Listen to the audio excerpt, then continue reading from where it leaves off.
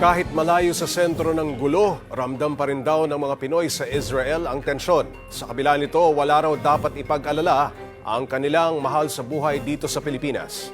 Para bigyan ng mukha ang balita, Mobile Journal Francis Orsho.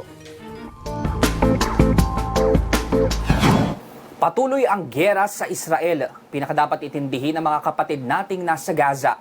Dahil doon ang punterya ng Israeli Defense Forces. Pero kumusta naman kaya ang mga kapatid nating Pinoy na malayo sa sentro ng gulo? Dito sa mismong area namin, ang bagsak ng rocket, naririnig namin talaga kasi malakas yung yung kabog, yung talagang explosion.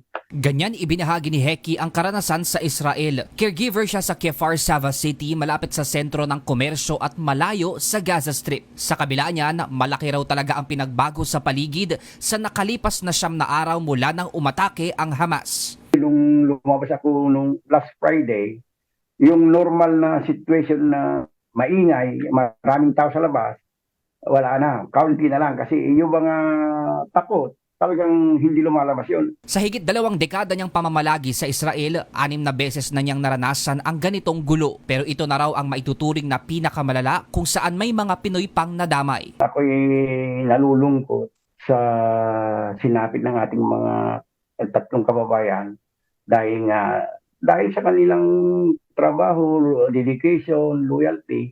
Ang nangyari kasi sila ay nakabase doon sa malapit sa war zone. Kaya sila ay nadamay. Dahil dyan, karamihan daw sa mga Pinoy ay ayaw nang lumabas. Pero wala raw dapat ikabahala ang mga kaanak nila sa Pilipinas dahil pinaigting na ng Israel ang police visibility. Yung mga ibang kababayan natin, huwag masyadong mag-alala.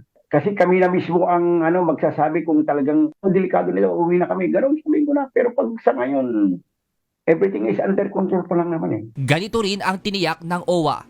Ang area naman ng ating concern because of the conflict ay itong southern part lamang. Pero all the rest of Israel, yung Tel Aviv, Jerusalem in the west, yung sa north, diyan naman normal pa ang takbo ng buhay.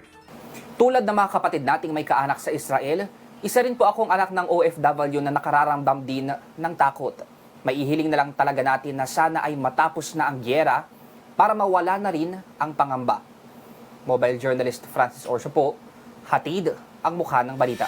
Gusto mo bang lagi kang updated sa mga balita? Aba, ay simple lang. Mag-subscribe ka na dito sa 1PH. I-click mo lang ang subscribe button at notification bell para hindi ka nahuhuli sa mga balitang dapat mong malaman.